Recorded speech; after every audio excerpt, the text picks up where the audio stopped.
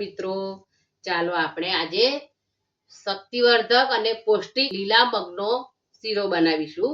એની માટે આપણે પહેલા ગેસ ઓન કરી દઈશું। આપણે 1 વાટકી બાફેલા મગ લીધા છે તો 2 ચમચી આપણે ઘી લઈ લઈશું। આપણું ઘી ગરમ થાય એટલે આપણે મગ ઉમેરી દઈશું। મેં મગને 5 થી 6 કલાક પલાળી અને 3-4 સીટી કરી લીધી છે। આપણે 1 બાઉલ બાફેલા મગ ઉમેરી દઈશું।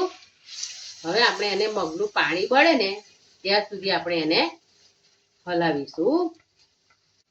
આ મગનો શીરો ઓછી સામગ્રીમાં અને ઓછી મહેનતે ઝટપટ બની જાય છે। મગ ખૂબ તાકાતવાળા છે અને શક્તિવર્ધક પણ છે। જો તમે બીમાર માણસને આપો ને તો બીમાર માણસ પણ સાજો થઈ જાય છે।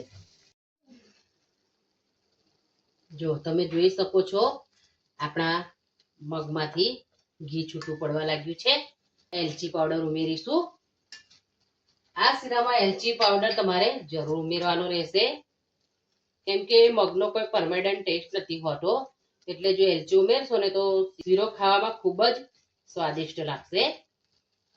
જો તમે જોઈ શકો છો આપણું ઘી છૂટું પડી ગયું છે। તમને ગમે તો તમે ગ્રીન ફૂડ કલર પણ ઉમેરી શકો છો, પણ આપણે કલર વગર જ બનાવીશું। હવે આપણે એમાં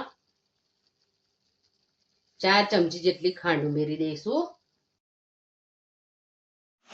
તમે ગળપણ તમારી રીતે વધારે ઓછું કરી શકો છો। ખાંડની જગ્યાએ સાકર પણ તમે લઈ શકો છો।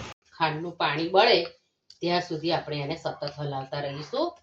તમારા ઘરમાં નાનું બાળક હોય અને હમણાં જમવા શીખ્યું હોય ને તો તમે આ શીરો એને ચોક્કસ બનાવીને આપજો। શીરો જલ્દી પચી પણ જશે અને પૌષ્ટિક પણ રહેશે, એટલા માટે તમે એને બાળકને આ શીરો ચોક્કસ બનાવીને આપજો।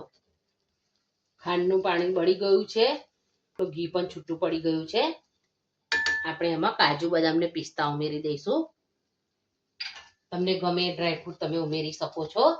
તો આપણો શીરો સરસ તૈયાર થઈ ગયો છે। આપણે એને સર્વ કરી લઈશું। પૌષ્ટિક, વિટામિન અને મિનરલ્સ યુક્ત શીરો આપણો સરસ તૈયાર થઈ ગયો છે। આપણે એને સર્વ કરી લઈશું। આપણે એને આ રીતે બાઉલમાં લઈ લઈશું।